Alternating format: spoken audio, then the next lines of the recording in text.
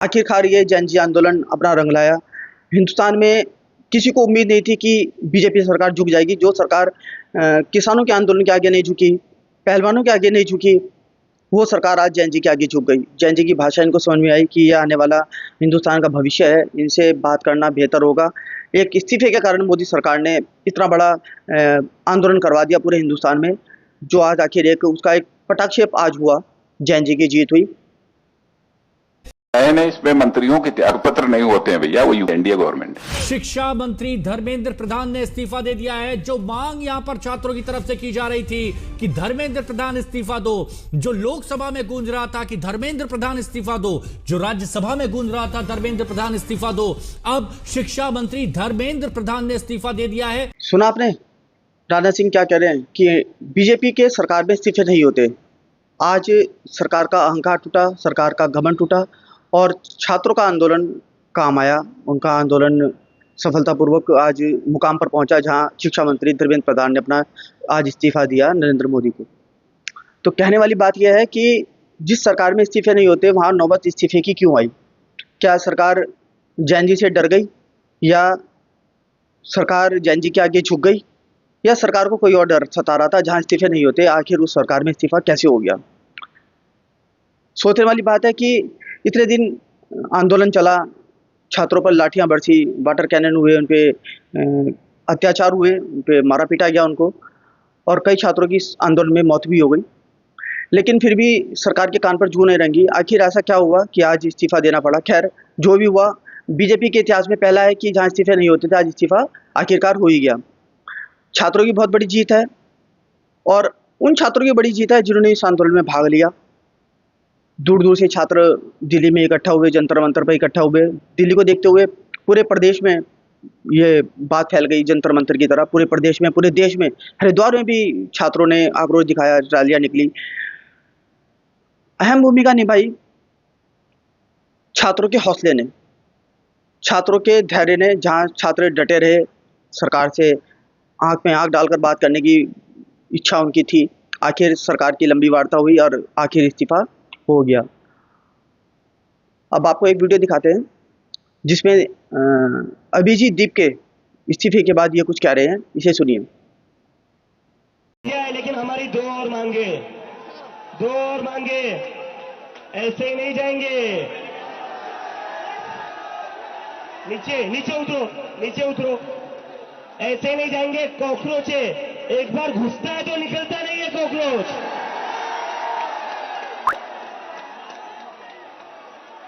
धर्मेंद्र प्रधान का इस्तीफा तो हो गया, लेकिन जिन बच्चों ने सुसाइड करी है उनके परिवार को 1 करोड़ का मुआवजा और मिलना चाहिए ना, मिलना चाहिए, मिलना चाहिए ना बच्चों के लिए जिनकी जिंदगी धर्मेंद्र प्रधान ने ली थी। प्रदीप मेघवाल, ऋतिक मिश्रा, सिद्धार्थ हेगड़े, भाग्यश्री, अंशिका पांडे, उमेश माली, रेणु मीना, रिया कुमारी थापा, शिवानी यादव, अनु गिरना, काहन पटेल, आकांक्षा चतुर्वेदी, रीमा बेगम, मैथिली अशोक सोनवणे, अवंतिका मौर्य, जतीन कुमार, गोपिका, शेख सना, बेत्रियानंदम, ये वो बच्चे हैं जिनको आज न्याय मिला है। मैं चाहता हूं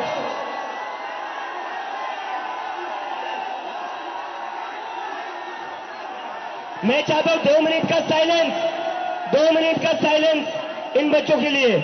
सुना आपने, अभिजीत दीप के कह रहे हैं कि सरकार ने इस्तीफा तो ले लिया धर्मेंद्र प्रधान का, लेकिन हमारी एक मांग और है कि जो छात्र मर गए हैं उनके परिवार वालों को 1-1 करोड़ रुपए का मुआवजा भी दिया जाए, और नरेंद्र मोदी सबके सामने माफ़ी मांगे छात्रों पर जो अत्याचार हुए, उनके साथ जो बर्बरता अपनाई गई।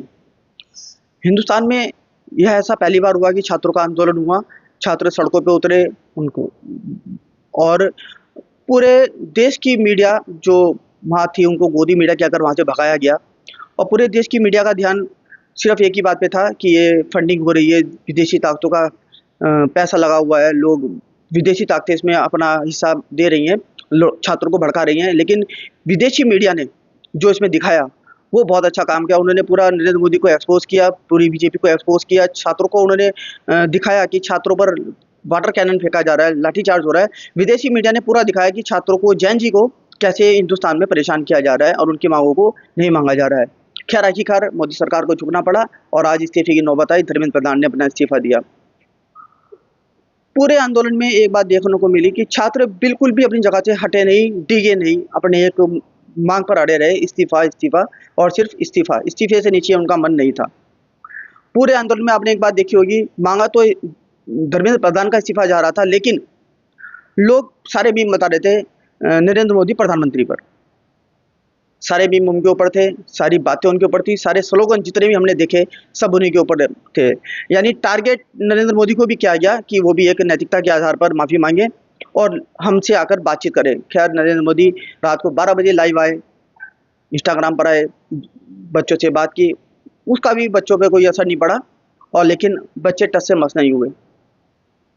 छात्रों की मार पिटाई हुई, छात्र हॉस्पिटल में पहुंचे, उनका हालचाल जानने बीजेपी का कोई नेता, कोई मंत्री, कोई नहीं पहुंचा। खैर राहुल गांधी ने फिर बाद में आकर अपनी बात को रखा, चौतरा से मिले, हॉस्पिटल गए।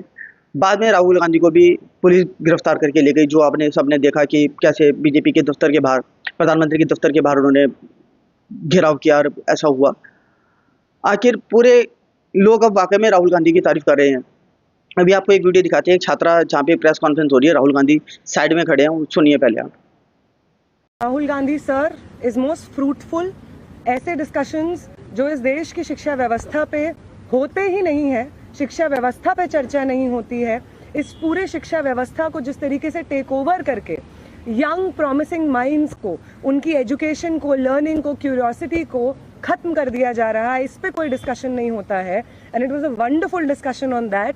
और एक और जो हमारा कंसर्न है, जो हमने सर के साथ शेयर किया, कि आज बिहार बंद का एक कॉल था, जिस कॉल से पहले कल बड़ी संख्या में स्टूडेंट एक्टिविस्ट्स को बिहार पुलिस ने गिरफ्तार किया और रात तक, देर रात तक हमें नहीं मालूम था कि वो कहाँ थे।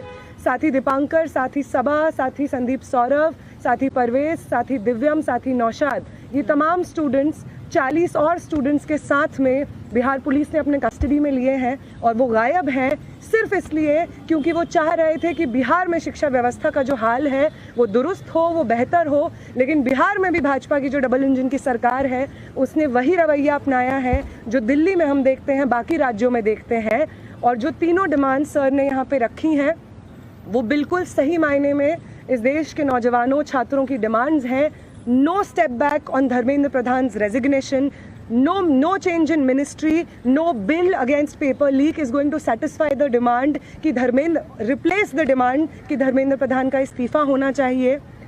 कोई भी अकाउंटेबिलिटी 20 तारीख की जो हिंसा हुई है उस पे कमिश्नर ऑफ पुलिस को भी, होम मिनिस्टर को भी लेनी होगी। इस पे कोई डिस्कशन, कोई भी ऊपर नीचे हमें एक्सेप्टेबल नहीं है।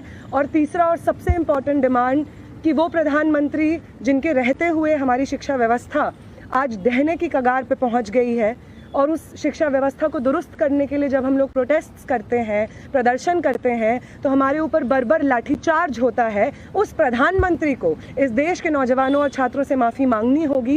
ये तीनों डिमांड्स रेज करने के लिए बहुत बहुत शुक्रिया सर। ये सारी डिमांड्स इस देश के नौजवानों की, छात्रों की डिमांड्स है। आपका बहुत शुक्रिया। कि हमारे उत्तराखंड में परचून की दुकान पे मिलते हैं पेपर, परचून की दुकान पे पटवारी का, गुरगुल में देखा है हमने। भगत सिंह ने कहा था दोस्तों, भगत सिंह ने कहा था, इस देश के युवाओं, जिंदगी अपने दम पर जी जाती है, दूसरों के दम पर सिर्फ जनाजे उठाए जाते हैं। घबराओ मत, ये भगत सिंह का देश है और क्रांति कभी बम और पिस्तौलों से नहीं आती है। अहिंसा नहीं करनी है, इन गुंडों को हम देख लेंगे। क्रांति आती है विचारों से और विचार कभी मरते नहीं। आपका जो हरे हक अधिकार छीन करके जो बागी बनाना चाहते हो, अगर हक की लड़ाई लड़ना, बागी होना है तो हाँ है हम बागी। और आज से उत्तराखंड पुलिस की नौकरी से शेर सिंह रिजाइन करता है। लगाओ हाथ आज के बाद अभिजीत भाई को, हम बताएंगे तुम्हें लोकतंत्र कैसे चलता है। वर्तमान में एक कांस्टेबल शेर सिंह का छात्र आंदोलन में उकसाने वाले अनर्गल बयान जो है वायरल हो रहा है। उक्त कांस्टेबल के संबंध में अवगत कराना है कि उक्त कांस्टेबल 28 जून 2026 से अनऑथराइज्ड रूप से जनपद पिथौरागढ़ से एब्सेंट था। उस संदर्भ में एसपी पिथौरागढ़ द्वारा उसको नोटिस दिया गया था, जिसका जवाब न मिलने पर 20 जुलाई 2026 को उसको सस्पेंड कर दिया गया था। उक्त कांस्टेबल बात करते हैं उत्तराखंड के एक सिपाही की, जो पुलिस का सिपाही है। जंतर मंतर पे कि आप सबने देखा, उसकी वीडियो लीक हुई, पूरी वायरल हुई उसकी वीडियो। उसने कहा कि उत्तराखंड में एक पान वाले की दुकान पे भी पेपर मिल जाता है और आज मैं अपनी वर्दी उतारता हूँ, आज मैं अपना इस्तीफा देता हूँ। हमने एक वीडियो भी और भी देखा कि कुमाऊं मंडल की आईजी निवेदिता कुकरेती कह रही हैं कि उसको हमने 20 जुलाई को ही सस्पेंड कर दिया था। मैम एक बात बताएं, अगर आपने 20 जुलाई को, आपके डिपार्टमेंट ने अगर उसको 20 जुलाई को ही सस्पेंड कर दिया था, तो फिर वो बंदा आज रिजाइन कैसे दे रहा है 23 जुलाई को? उसका एक वीडियो भी है जो ये 24 जुलाई का है, कुछ छात्र उससे बात करें, वो भी देखिए आप। आखिर जब आपने 20 जुलाई को उसे सस्पेंड कर दिया तो 23 जुलाई को वो रिजाइन कैसे दे रहा है? वो अपनी कंधे से बैज उतार के दे रहा है कि आज मैं उत्तराखंड सरकार को अपनी वर्दी सौंपता हूँ, अपना इस्तीफा दे रहा हूँ पुलिस डिपार्टमेंट से। ये भी एक विरोधाभास है कि आईजी कुछ और कह रही हैं, वो जवान कुछ और कह रहा है। खैर वो अपना डिपार्टमेंट का मामला है, लेकिन उस जवान ने सीधा बता दिया कि उत्तराखंड में पेपर लीक होते हैं और इस मसले पे भी धामी सरकार चुप है। क्योंकि अभी देखने सुनने में आया था कि 2 दिन पहले भी 2 पेपर लीक हुए और वो पेपर भी स्थगित करने पड़े। आखिर धामी सरकार इतना सख्त कानून लाने के बाद भी पेपर लीक होने से नहीं रोक पा रही है। उत्तराखंड में भी पेपर लीक एक बहुत बड़ी समस्या है, छात्रों के साथ खिलवाड़ होता है और छात्र परेशान होते हैं। खैर जैन जी की जीत हुई, जैन जी को बहुत बहुत बधाई। खैर मोदी सरकार को झुकना पड़ा। अब आगे देखते हैं कि जैन जी का आंदोलन यहीं समाप्त होता है या जैन जी और किसी मांग पर अड़ते हैं या अपनी और किसी मांग के लेकर बीजेपी सरकार से बातचीत करते हैं। नमस्कार।